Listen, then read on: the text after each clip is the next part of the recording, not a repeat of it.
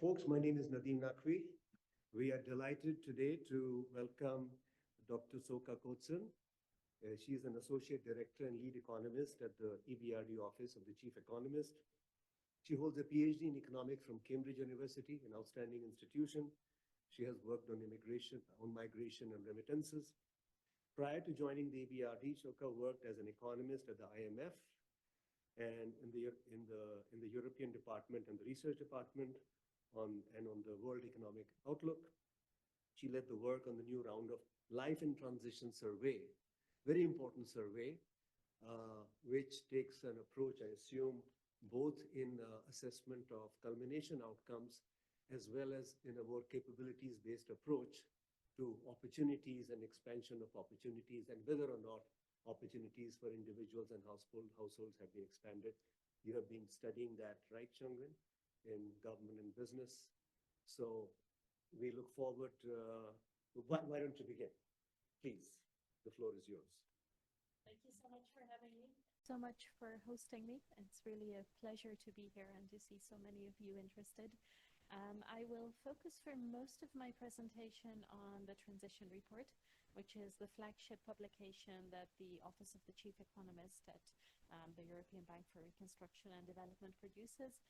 This is a report that we launch every year towards the end of November, and then in the months following that, we try to go on a little roadshow to publicize the results.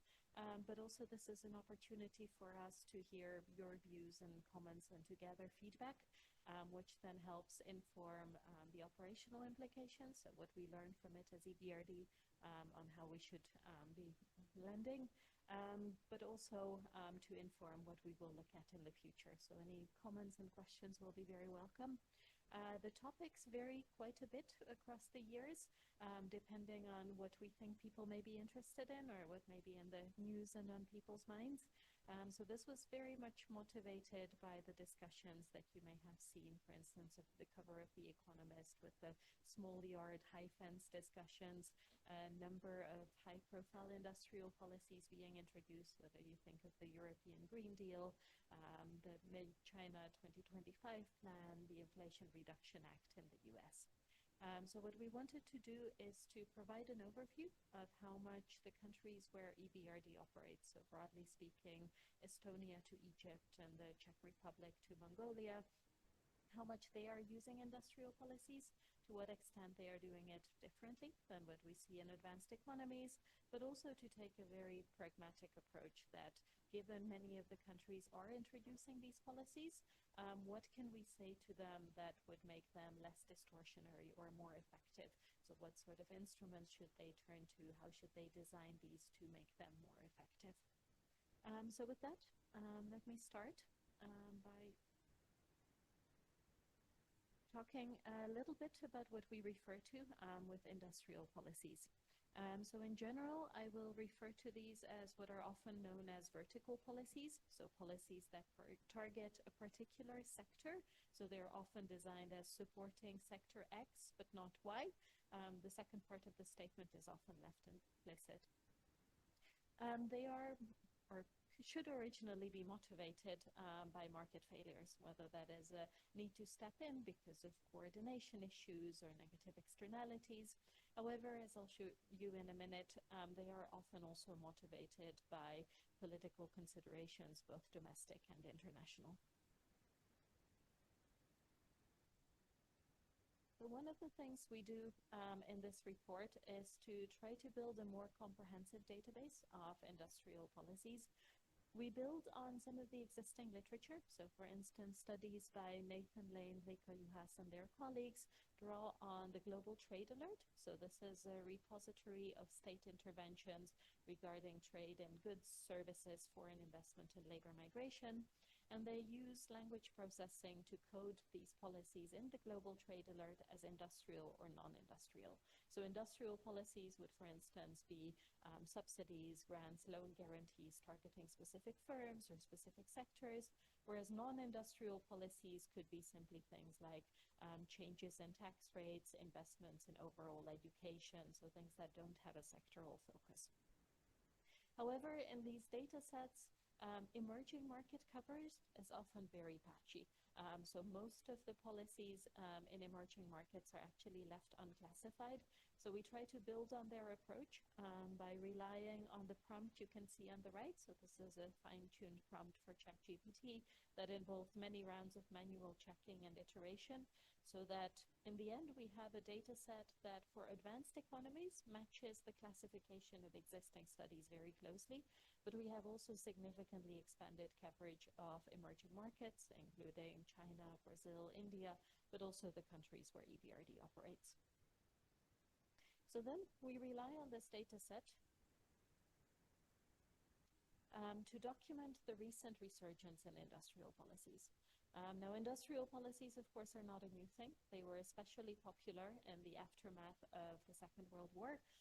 They were seen as state intervention was often seen as the most effective way to raise living standards and speed up post-war reconstruction. We'll remember them being popular as part of the East Asian miracle, import substituting industrial policies in Latin America. Again, varying degrees of success. They fell out of favor during the 70s, 80s, and 90s as attention shifted towards more market-based approaches. However, in recent years, we have seen a resurgence in their popularity and see that this holds really across a broad geography. So most of them numerically are still being implemented in the US, China. You see they're becoming increasingly common in other economies, including in emerging markets as well, including in Central Asia, though at much lower levels for now. This is showing the number of industrial policies in place in a given year, given that some of them have end dates, so they will be phased out, at least in theory, after a given number of years. But we see very similar pictures when we look at the number of industrial policies announced in a given year, or when we look at a very rough measure of breadth, so what share of exports would be covered by industrial policies. Now, it is very difficult to obtain quantitative estimates of how important these really are as a percentage of GDP. The OECD has done some recent work for a subset of countries where they have disaggregated enough data. There have been a number of studies looking at industrial policies in China, for example. These typically find that they range out of order of magnitude between 1 and 5% of GDP. To give you a sense of that number, global spending on education is 3.7% of GDP. The Marshall Plan, which aided reconstruction in Europe after the Second World War, was about 2% of GDP of the US, and a similar share of GDP for the recipient economies. So that is just to give you a sense of magnitude. So far, they have been relatively more common in richer economies and those with relatively higher levels of bureaucratic quality. And this is the case because many of them are relatively expensive, so countries need substantial fiscal space to be able to implement them, especially when they rely on grants, subsidies, for example.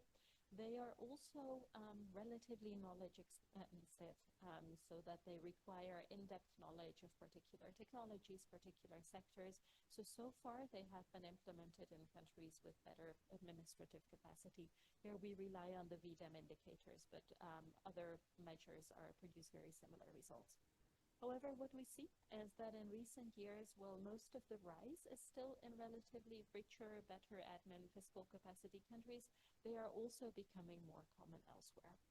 So this is where some of the motivation for us came for, to try to provide practical policy advice for countries with more limited administrative capacity as well, that if they are implementing industrial policies, how they can do so in less distortive ways. My slides seem to have stopped moving again. There we go. I mentioned earlier that one of the motivations for them, of course, are market failures, coordination issues, negative externalities, but that there is also a political economy argument. There was a transition report a few years ago called the States Strikes Back, which some of you may have seen, which documented changes in sentiment in the aftermath of the global financial crisis, in the aftermath of the COVID crisis, where people were becoming more supportive of state intervention. So here what we show, and this draws on the World Value Surveys, is by year born on the horizontal axis, the share of respondents who say they would be supportive of the further expansion of public ownership. If you look first at the two blue lines, so the dashed one shows support in advanced economies in the mid-90s, you can see that the line shifts up over time, so that across the age distribution, people become generally more supportive with more state intervention.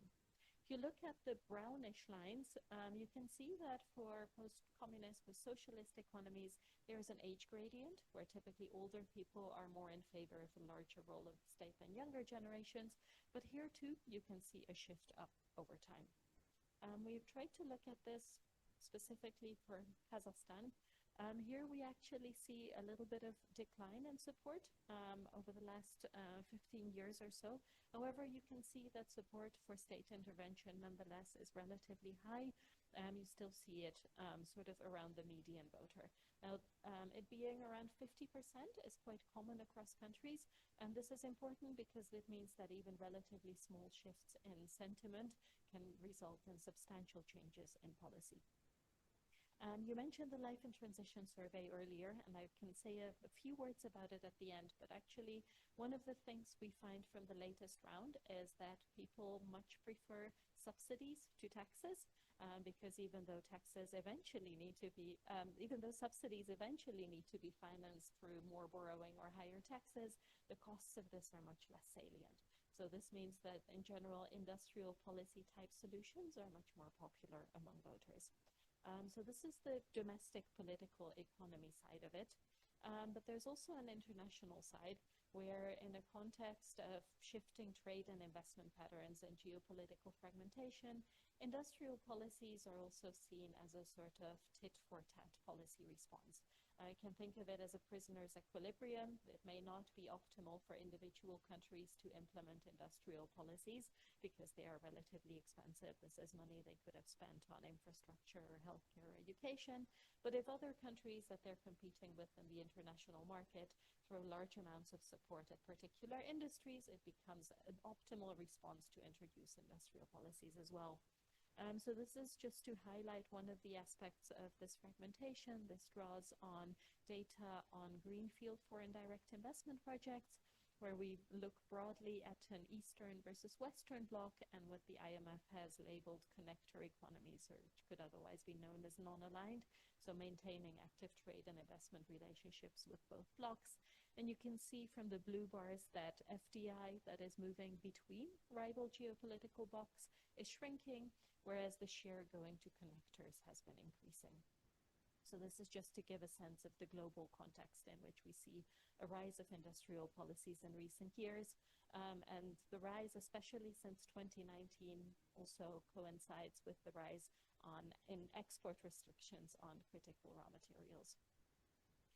Some of the policies have explicitly mentioned others to which they're a response to. So for instance, in response to the Inflation Reduction Act, we've seen the European Green Deal, a Made in Canada plan. This, interestingly, explicitly referred to if the financial assistance in the IRA would be altered, then this financial assistance would be adjusted as well. But we've also seen, for instance, a response in Korea in terms of support for electric vehicles and battery makers.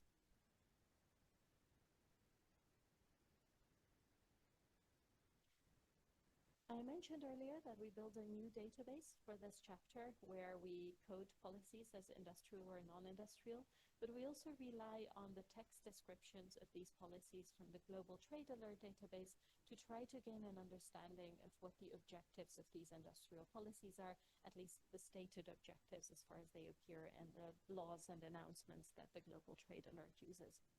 We try to do here is to group objectives in a way that they are distinct, even though they are not necessarily complementary. So broadly speaking, we group them into 5 categories: growth and productivity. And here you can think of policies targeting human and physical infrastructure, but also investing in innovation. This is very much the intensive margin of growth, in contrast to the employment creation angle, which we think of as the extensive margin. Then we've heard a lot of discussion recently about security of supply in industries ranging really from energy to semiconductors. A lot of references to green industrial policies, so environmental objectives, and then finally regional development. And this is actually something that we see quite a lot in the EBRD regions. However, what we find, and I find this personally quite striking, is that around 3/4 of industrial policies have more than one objective. Even though you could think of these as fairly broad, 3/4 of them have at least 2 objectives, and you can see that the number of objectives has been increasing over time. So globally, from a median of about 1.7 around 2010 to around two objectives for industrial policy now. And this is worrying because these different objectives don't necessarily pull policy in the same way. So for instance, Europe may be turning to industrial policies to accelerate the green transition, but at the same time, it may want to create jobs in renewable industries, but at the same time, it may also want to maintain secure supply. Whereas if your goal is to just speed up the green transition, actually importing these technologies may be a more efficient way of getting there. And this makes it also difficult to build in evaluations and for policymakers to be accountable for the failures, but also to take credit for the successes. And typically, we also don't see clear hierarchies of objectives, making these evaluations and assessments very difficult. We have seen some shift over time in terms of the objectives. You can see the blue line at the top, growth and productivity, is still the most common objective across industrial policies. However, this is becoming slightly less common over time in the last few years, where if you look at the green and orange lines, we have seen a rise in industrial policies targeting green objectives, targeting regional development objectives. There's also a small spike in the yellow line for employment in 2020. That is very much a COVID effect, encouraging protection or creation of jobs. We actually looked at data over the last 3 years. About 30% of industrial policies in our data set somehow are referencing COVID, but all of the patterns that I'm showing you today are robust to excluding these purely COVID-related policies. There is some variation across geographic areas in which of the objectives tend to take priority. So you can see that growth objectives are really common everywhere. In advanced economies, especially in Europe, we see a large share of industrial policies targeting environmental objectives. The EBRD regions in general, as I mentioned, there is quite a bit of targeting of regional development. And then in Central Asia, as in further east in East Asia, Southeast Asia, and industrial policies in China as well, we see that a large share of them are focusing on security of supply.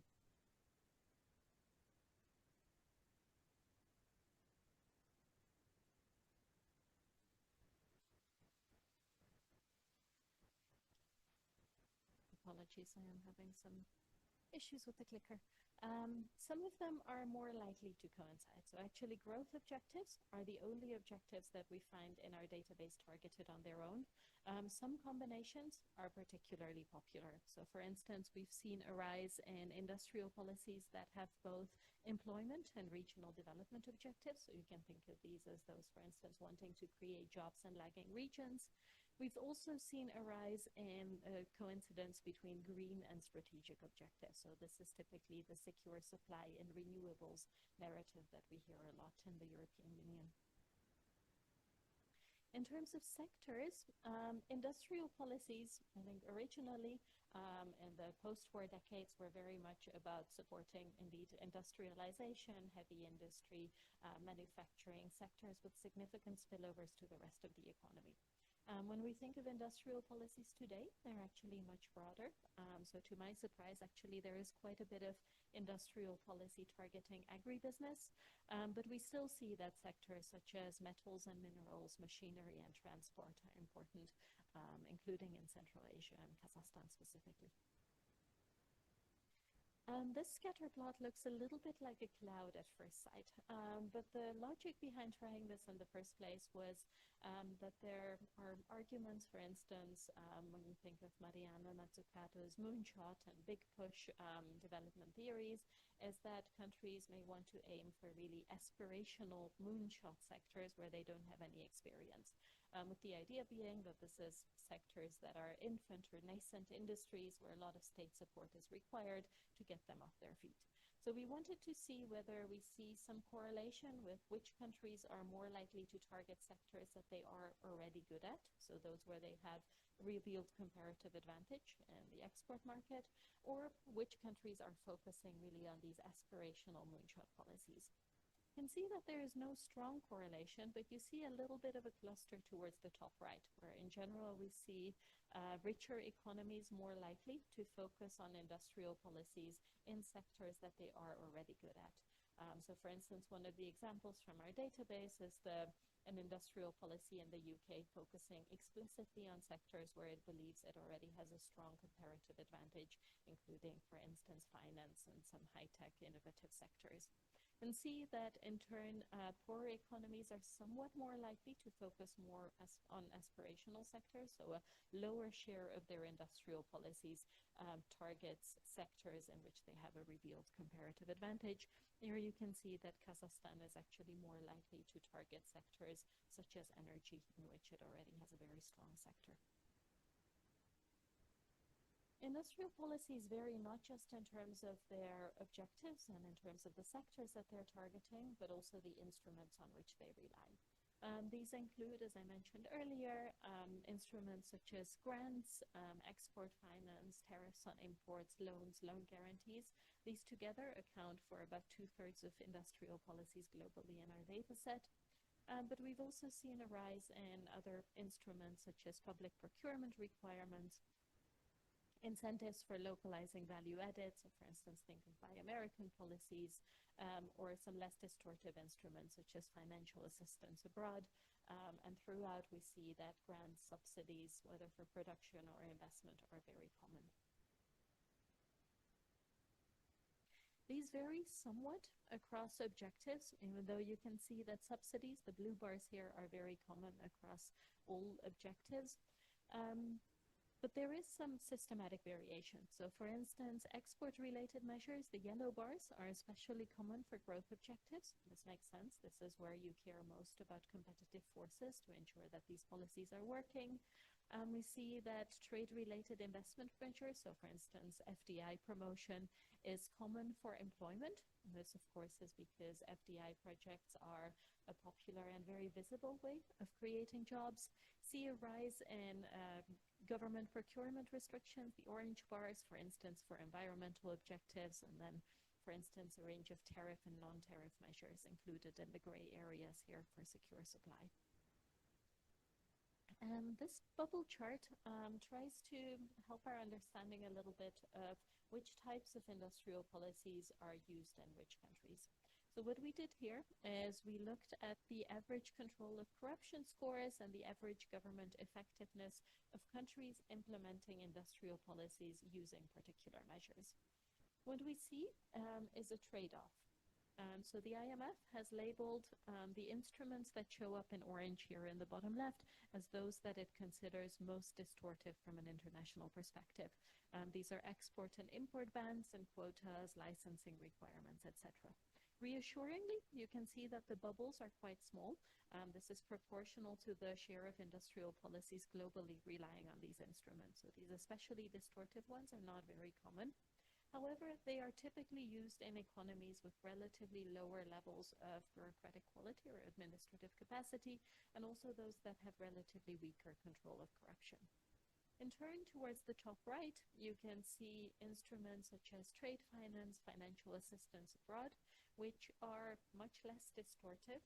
However, they are much more difficult to implement. So we see that they're typically used in economies with relatively higher levels of administrative capacity that have the technical know-how to implement these in practice.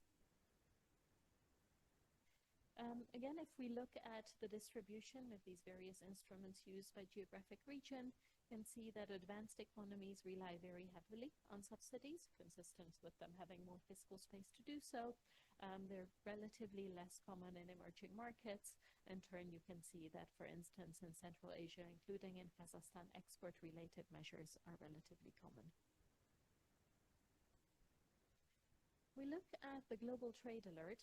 They have flags for whether these policies discriminate against foreigners, whether they have at least stated end dates, and whether they are targeting specific firms. And what we see from this is that the bulk of industrial policies, around 90% globally, discriminate against foreign interests. So for instance, this could be because they are support directed at a particular domestic firm or support to a domestic sector by shielding it from foreign competition. Many of them don't have sunset clauses, and many of them are also firm-specific.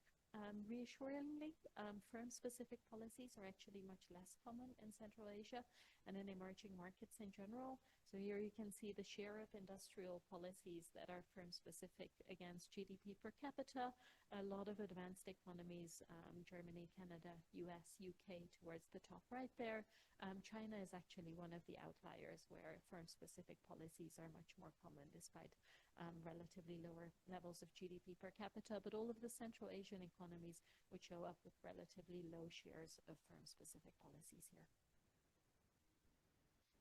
Now, so far I talked about the objectives, sectors, and instruments of industrial policies, but to give a sense of how costly these are, we tried to collect some of the estimates from the academic literature. And these range very widely. So if you look at the first two bullet points, the first one looks at the UK's Regional Selective Assistance Scheme. So this was a scheme that was providing support to firms in exchange for creating or protecting jobs in lagging regions. This created jobs at a cost of about $6,000 each. Buy American policies, according to very recent estimates, also were very effective at creating jobs, but did so at a very strikingly different price of $100,000 to $200,000 per job. Then there were quite a few studies looking at the shipbuilding industry in China, just given the sheer scale of industrial policies in this area. These actually found that, yes, if the stated objective was to increase market share, then they were very effective at this, but they did so at great fiscal cost and while introducing a lot of distortions. For instance, these studies suggest that they led to excess capacity and actually no long-term profit gains. There were also some studies looking at the steel industry because historically this was a particularly popular sector to target, again documenting that it weighed on the sector's export competitiveness. Now, I mentioned earlier that industrial policies originally were very much targeting what you can think of as the left side of this illustration, so a heavy industry, significant spillovers to the rest of the economy. But actually what you may be thinking about today is more services and manufacturing, high-tech digital industries, as you see on the right. And this is in a context where structural transformation is typically employment shifting from agriculture to manufacturing and then manufacturing to services, but export-led manufacturing growth has become increasingly difficult. So here we do a type of counting exercise where we examine what growth episodes were driven by over time. And you can see that the share of growth episodes before the global financial crisis versus after that were manufacturing export-driven fell drastically. So you can see the blue bars shrinking from the left to the right columns, whereas in advanced economies, you can see that there's a shift towards export growth being driven both by manufacturing and services, whereas in many emerging markets, you see growth being increasingly led domestically, so non-export-led growth. And in part, this reflects an increasingly difficult manufacturing export market. So the top 10 manufacturing producers today account for about over 70% of gross global production, but we've seen a very sharp rise in geographic concentration over time. So the US was the world's largest manufacturing producer in 1995, but it accounted for just a fifth of global manufacturing production. By 2020, China was the largest manufacturing producer, but also accounted for a much larger share, over a third of global production, strikingly up from just 5% in 95. So in response to this, some countries try to skip the manufacturing stage altogether and shift immediately to services. The most prominent example, of course, is India, but we've seen this in a number of developing economies, especially in Africa as well. More generally, we have seen a lot of economies, including in the regions where EBRD operates, try to develop pockets of specialization in high-tech, high-value-added services. IT being especially popular here. You can see the top 20 countries for computer service exports as a share of GDP, and then some Central Asian economies at the end. This is often seen as a way to develop these pockets of specialization, and overall you can see sharp increases for many countries, including in Central Asia, though still at relatively low levels between 2005 and 2022. Of course, this draws on strong human capital, and here economies where in the former Eastern Bloc stand out with relatively high levels of human capital compared to their level of GDP per capita, so quite comparable to advanced Europe here, of course striking contrast with many other emerging markets. However, service export-led growth is very different in its geographic concentration and in terms of the type of firms that do this relative to manufacturing export-led growth. So there's a case study in the report that draws on really detailed data from Hungary and highlights that actually most firms still trade mostly in goods. The ones that also trade in services tend to be predominantly foreign-owned. They also tend to be concentrated in cities. So you can see on the chart on the right, the dot in the middle, that's Budapest. The northwest of the country is again industrial areas originally developed around the car industry, but in the meantime have a strong skill base to draw on. Whereas manufacturing exporters tend to be much more evenly distributed across the country. Which brings me to a particularly popular form of industrial policies that we see in recent years, the rise of special economic zones, which countries have often turned to try to mitigate regional disparities. Regional inequalities are large and growing in many emerging markets. Whether we look here, it says regional value added per capita, we see very similar patterns when we look at nightlights as an alternative measure, which has better coverage for some of our countries. Consistent with this, we also see rising disparities between urban and rural areas. So this draws on our Life in Transition survey and highlights that whereas for people born before the 1960s, being born in a rural versus urban location did not significantly predict their household income, controlling for parental characteristics and gender later on in life.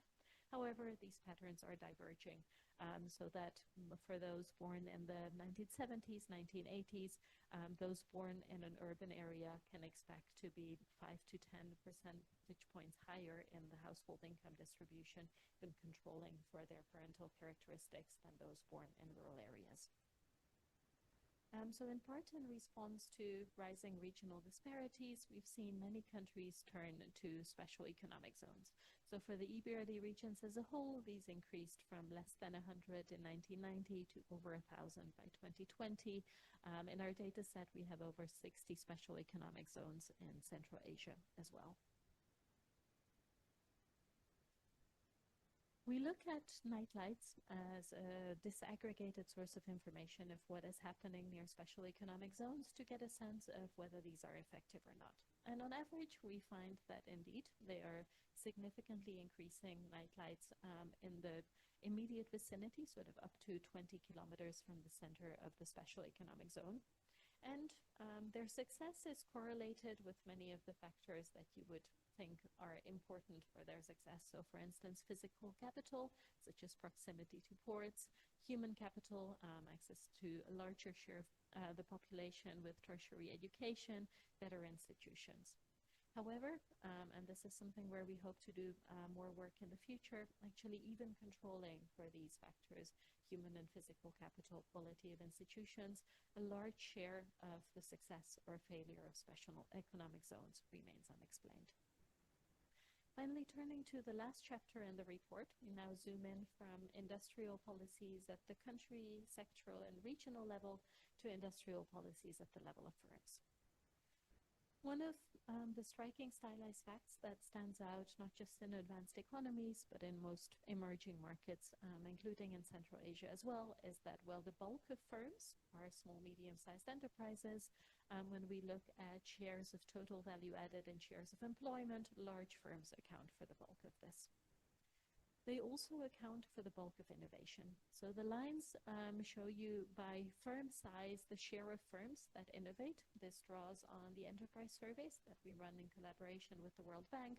You find that larger firms are more likely to say that they innovate processes or products. They're more likely to invest in R&D.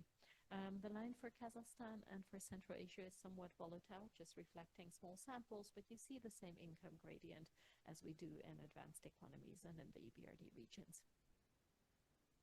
So with that, let me conclude with some policy implications, which we grouped here into the ones on the left are the ones that are generally applicable, but then we tried to add a little bit that is specific to economies where administrative capacity is relatively low. So I talked a lot about industrial policies having multiple objectives, and these often contradicting each other. So here the key would be to publicly, or at least privately, be clear about the objectives of industrial policies. If there's more than one, at least being clear about the hierarchy of objectives. Avoiding conflicting industrial policies, as these are often implemented by several ministries or at several layers, the regional at the central level.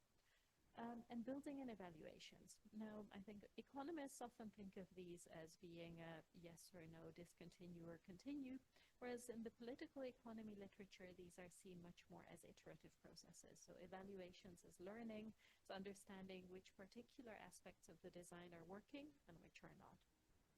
As it turns out, actually picking winners is not the most difficult part of industrial policies. It's actually letting losers go. Now, part of this reflects human psychology. You all know the experiment where you're given a mug for free and then you would still charge to give this mug up. There's a very nice recent study which looks at professional asset managers and finds that while actually they're very good at picking what to invest in, they are very bad at picking exit points and actually do worse than if they were picking them at random.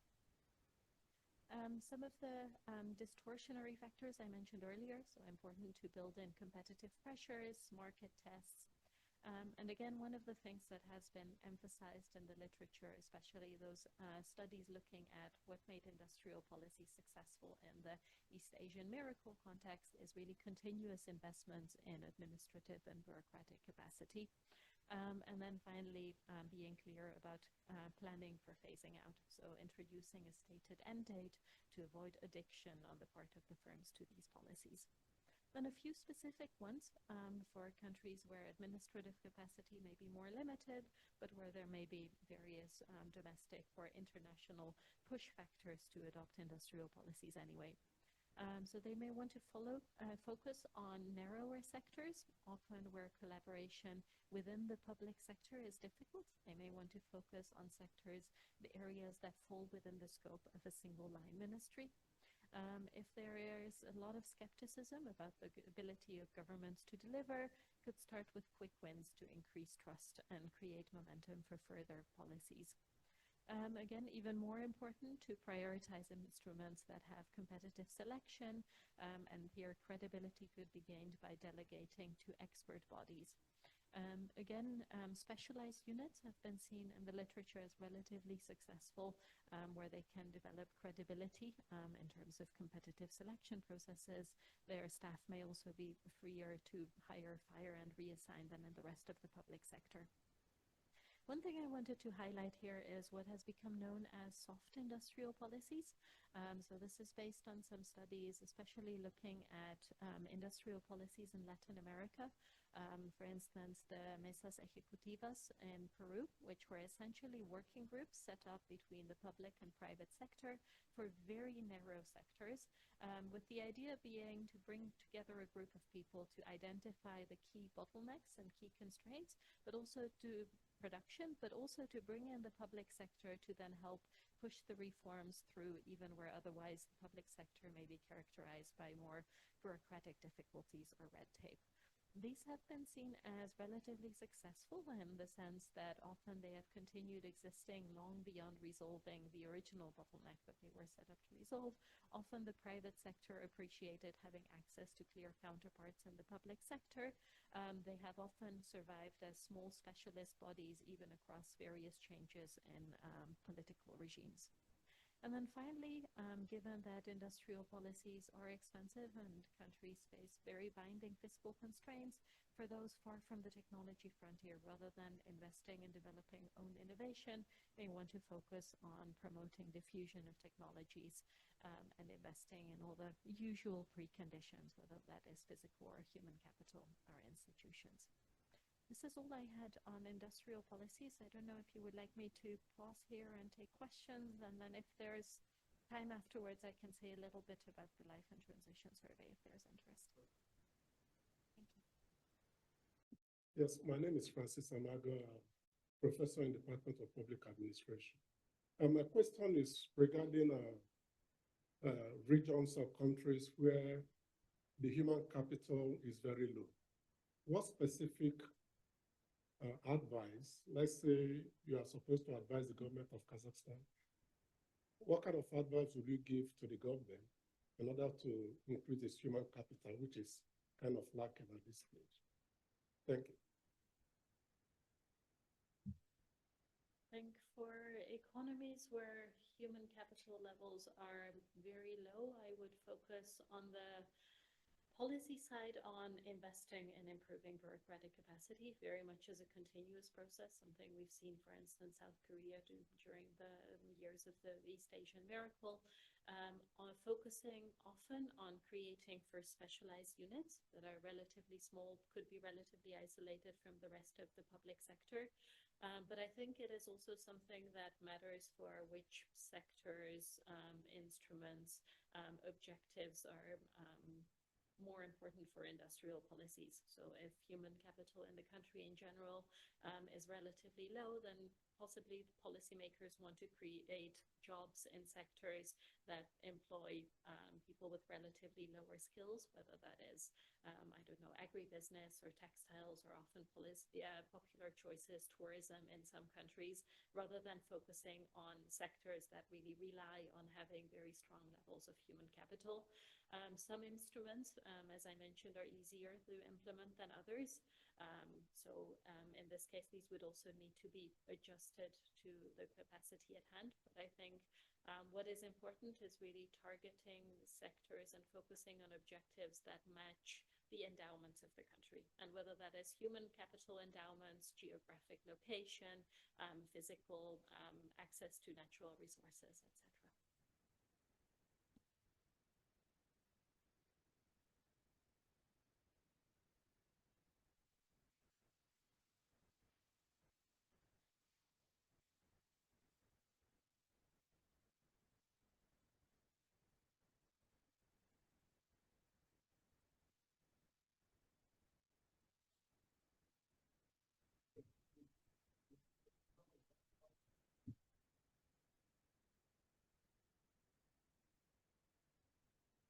So in general, in the regional economic prospects that I mentioned earlier, we look at inflation developments in the EBRD regions as a whole.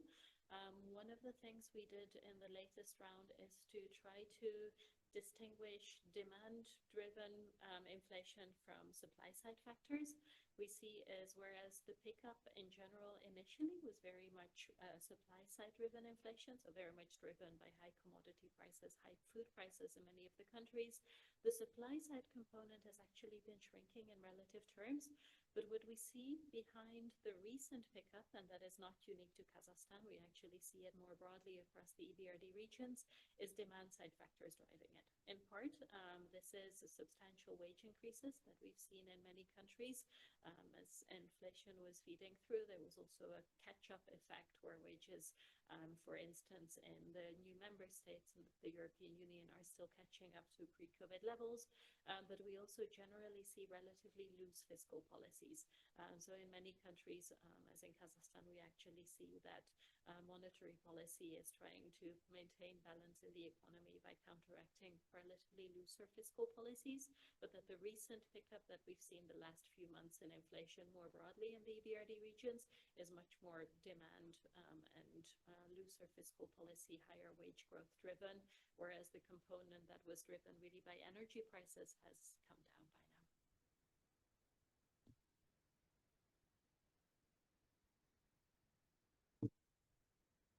Good afternoon, Dr. Koczan. Thank you for this informative presentation. My name is Daniel Litish. I'm a master in finance, first year here at KIMEP, and also a practicing associate at UniK's law firm. I have actually two questions. The first question concerns, according to as I understood, generally in EBRD regions, the policymakers now focusing more on transition to this third and fourth levels of economy, transition to services.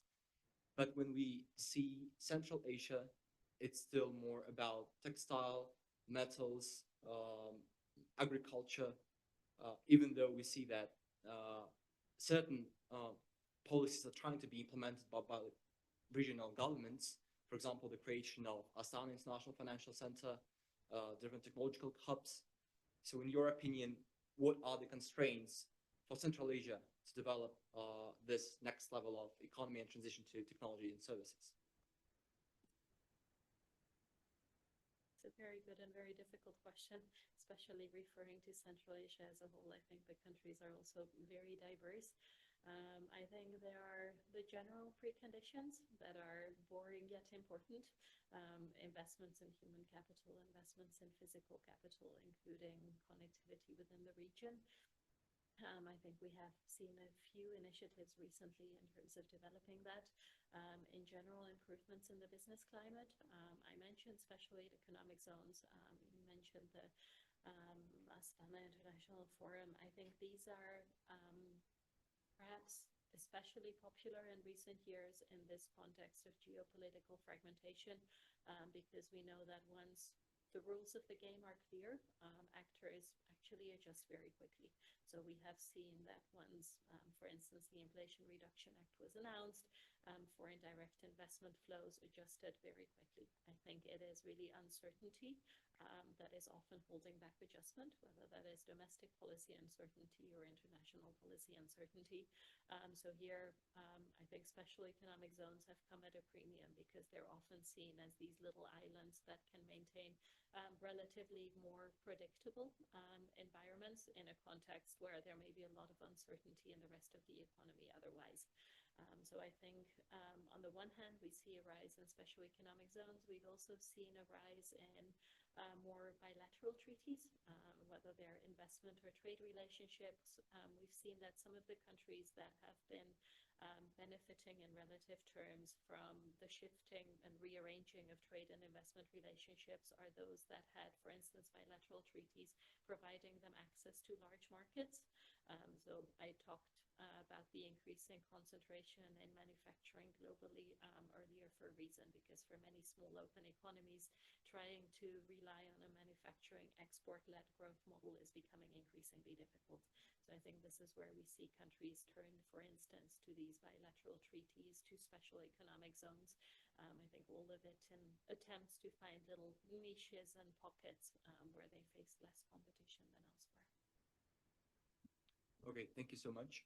And as for the second question, it's more like of a practical, aspiration. So basically, how it's done nowadays, the policy implementation by the government. So we know that because from my experience in Kazakhstan, in general, in Central Asia, for 20 years, it's been mostly through the public-private partnerships. So simultaneously, there goes maybe some changes in legislation, and also in real life, there goes investment project with government participation. What's about now? Are there any shifts, any trends? So how is the government becoming more involved? Is it like losing the ties, or what are the trends basically? I think I will refer back to the transition report we had a few years ago that was called The State Strikes Back, and really provided an overview of not just the size of the state in these economies, for instance, as share of employment or share of value added, but also the role of the state through state-owned enterprises and state-owned banks. I think for most of EBRD's original countries of operation, we have, of course, seen significant shifts there, large declines in state employment, the privatizations of the 90s, so a very different role of the state than earlier. In that report, we also documented that actually where the state footprint is present in many of these economies is much more sectors that are natural monopolies, municipal infrastructure, railways, etc., much less in manufacturing than, of course, it used to be 3-4 decades ago. We also tried to bring in the political economy angle, and actually what we find there is that people's preferences in terms of how they would like to see state involvement vary a lot across countries. So we see countries that have a large role of the state as an employer, but also significant state ownership of enterprises and banks, important contributions to GDP. There are those where the state has a more of a regulatory role, less as a direct employer. So I think it is very much an individual country's policy choice, also depending on where the median voter sits on what type of involvement we see. What we document there is that for many countries in advanced Europe and emerging Europe, demand for state involvement has increased over time. And that this is especially the case for those who lived through crises. So if we look at household level data, we can identify basically by people's country and year of birth and the different timing of economic crises across countries, that those who have lived through crises are actually more supportive of the larger role of the state. They see as a type of insurance that they expect the state to provide. What was striking to me there is that we find interesting nuances in terms of the type of policies that they support. So for instance, those who lost their jobs during the global financial crisis or the COVID-19 pandemic are much more supportive of increased unemployment insurance and unemployment benefits. Those who maintained their jobs but lost some of their income are much more supportive of measures supporting the working poor. So actually personal experiences really shape people's preferences in terms of policies as well.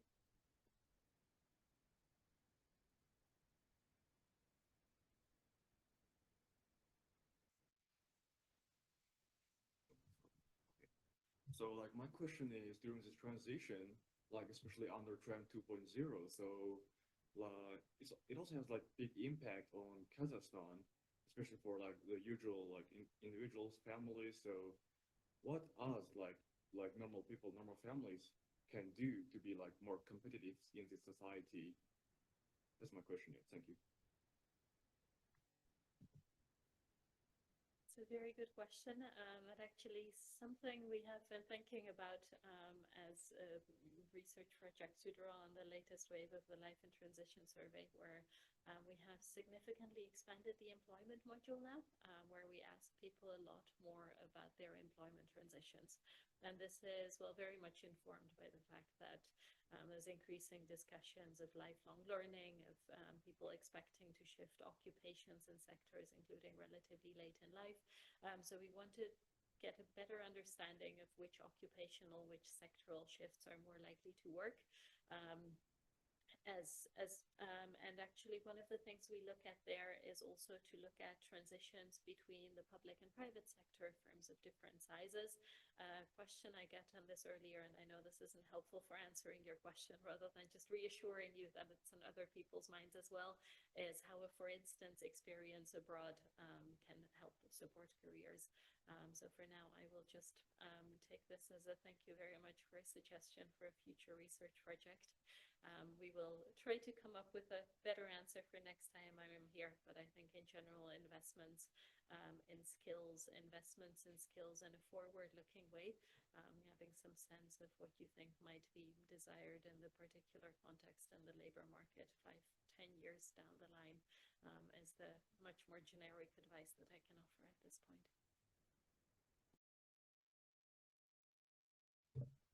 Sorry, yeah. I find it a little frustrating that I'm teaching a course called Government and Business, in which we have been arguing, we ask the question, what should the government do? And I find that the policies being adopted by government after government and country after country are completely ad hoc. There is no coherence. There is no guiding principle. So if you ask Amartya Sen, what should a government do? He will say, the government should reduce injustices in the world or injustices in a society. So first you want to identify an injustice. And if you identify that injustice to be redressable, then you try and eliminate that injustice one at a time. And what is an injustice? It is the abridgment of the capabilities of persons through no fault of their own. So there is a guiding principle. There is a structure to it, but there is so much ad hocism. Do you also share this frustration of mine, or am I misguided in this frustration? Let me pick up actually on two things you mentioned. One of them on the ad hoc. I think when we talk about industrial policies, people often think of the traditional negative externality, environmental justification for it. I personally like to emphasize the coordination failures, because I think, to me, that in some sense encapsulates this.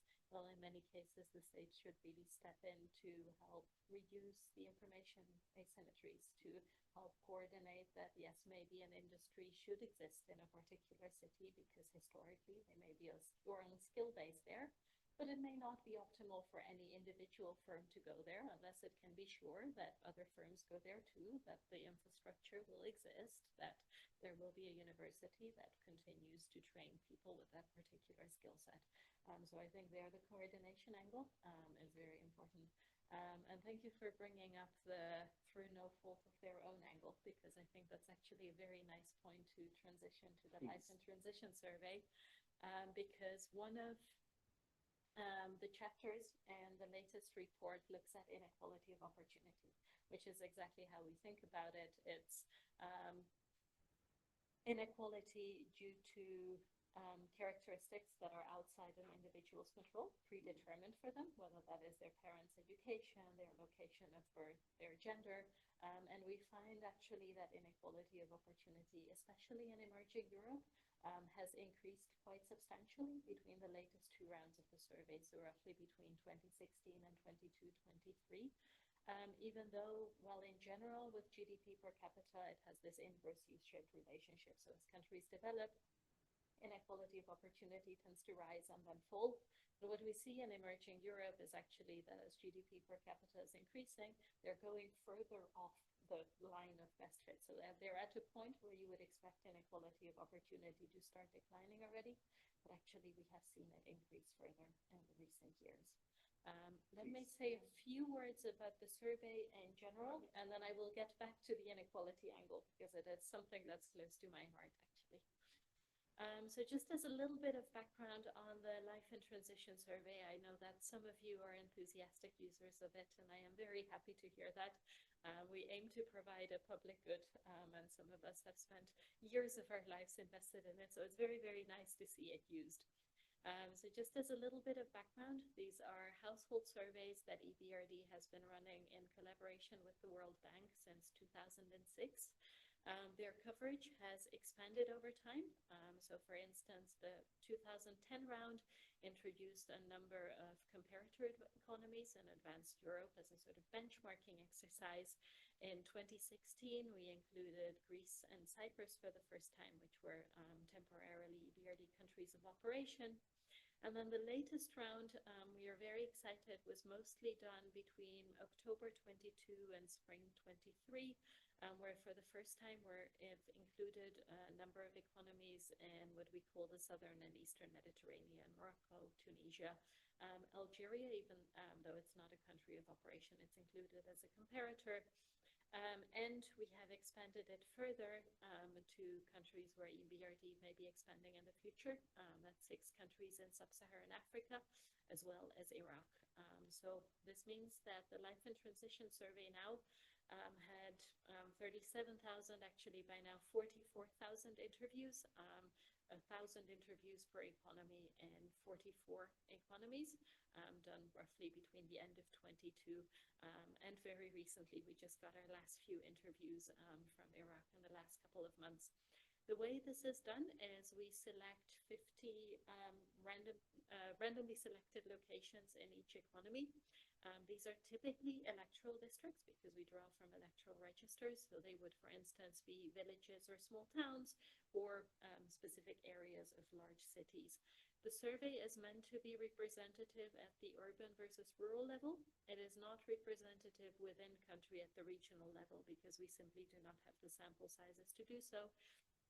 And because we very much think about the advantage of LEDs as being that it covers so many economies with a fully harmonized questionnaire and harmonized methodology, whereas countries, of course, will have their own household surveys and labor force surveys with much larger sample sizes and much more detail, including regional representativeness.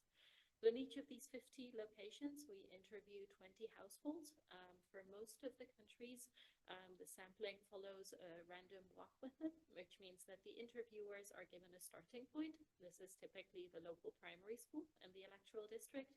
They're told to stand with their backs to the primary school, turn to the right, and from then on knock on every 5th door. They're supposed to skip shops and other commercial establishments, visibly abandoned houses, but otherwise they need to record every visit. So they have to revisit every location at least 4 times on a mix of weekdays and weekends, during the day and in the evening. We don't just want to include people who we happen to find at home.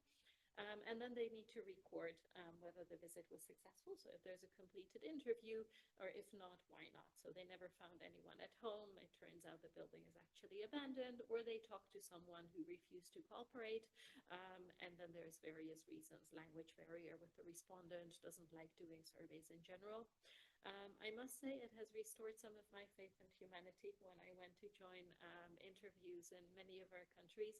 Our response rates are actually very high, especially in Central Asia, especially in rural locations. We have response rates of 70, 80, 90%, because in many cases, people actually feel heard, and they're quite happy to share their opinions.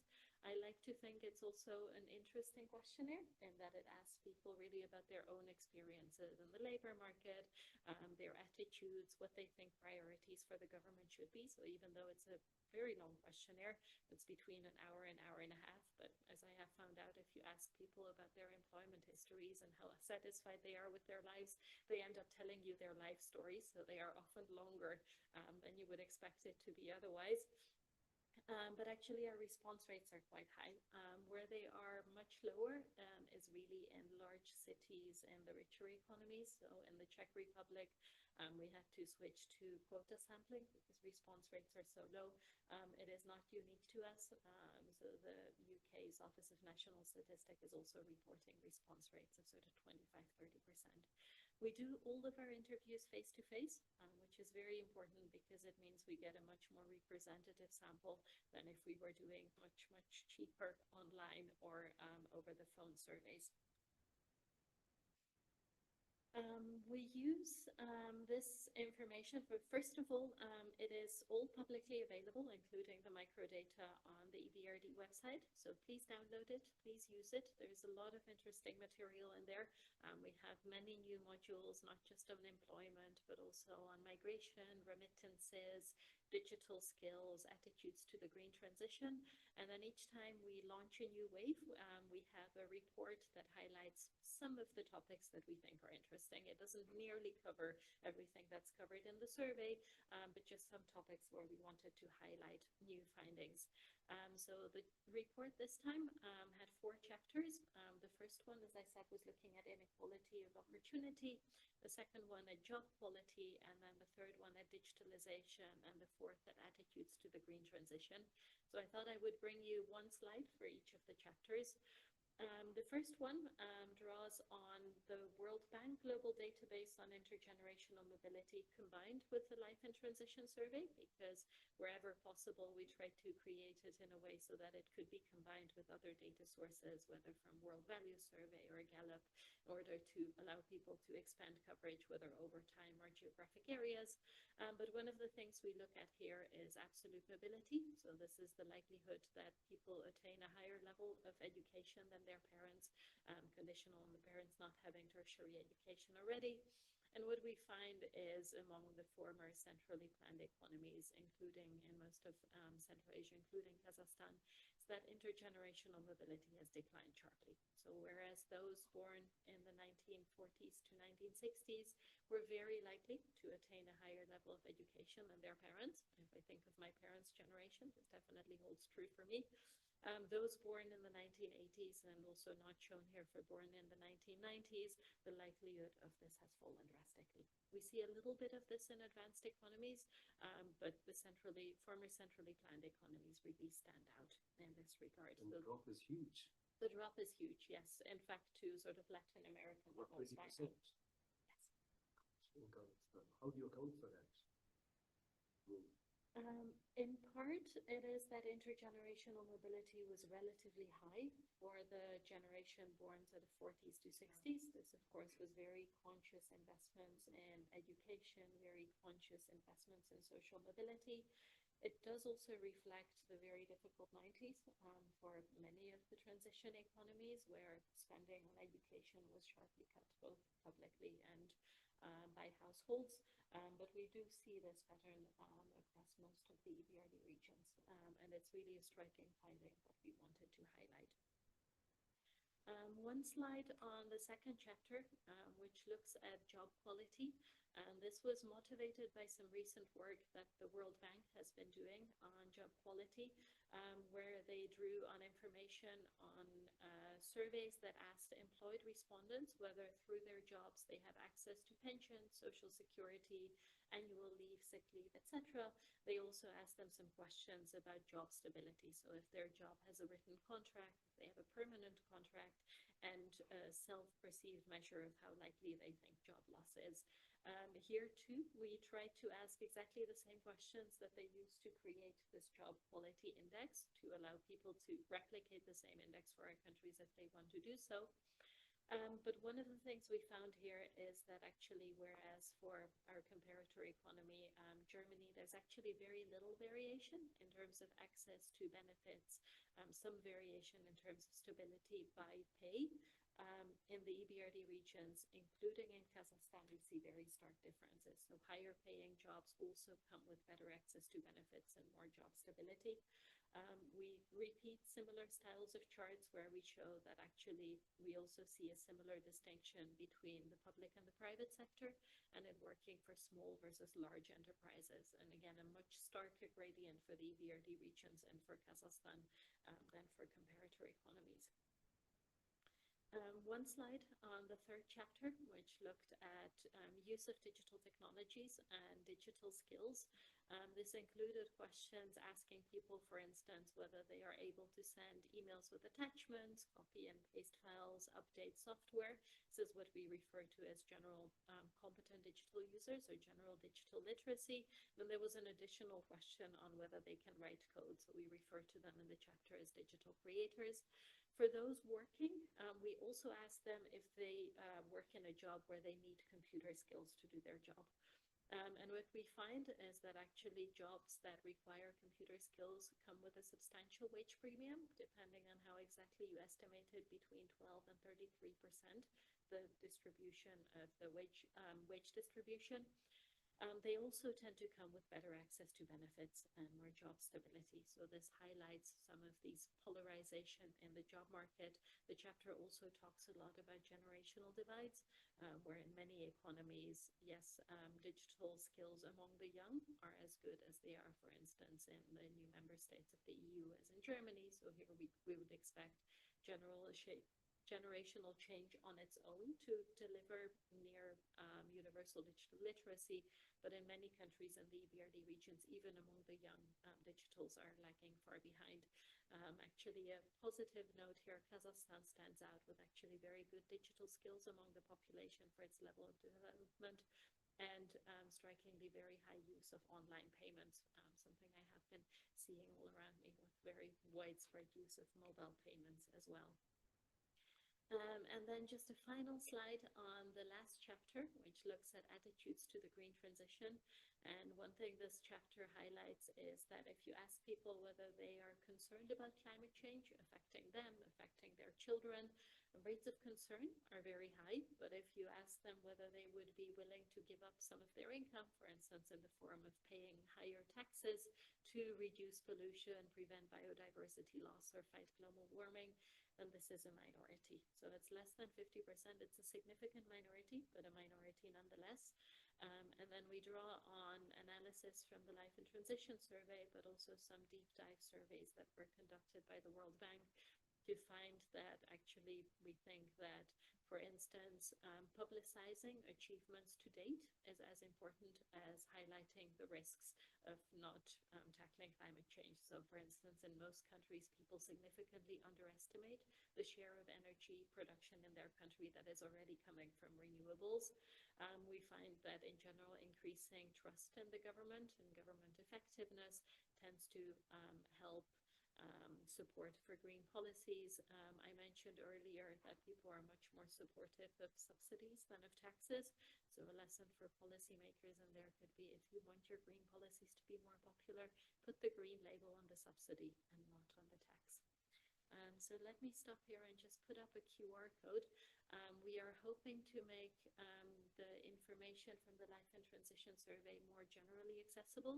So in addition to the microdata itself being publicly available on the website, my wonderful colleague Pablo Garcia Guzman has also developed this LITS visualizer tool, which allows you to look at essentially all of the questions from the questionnaire, and then aggregates by country, urban, rural location, age group, gender, select comparators. You can download it as maps or charts. There are also some questions that are in there from previous rounds of LITS. So it's a hopefully much more accessible way of interacting with the Life and Transition surveys. Thank you so much for your attention. Okay. Thank you.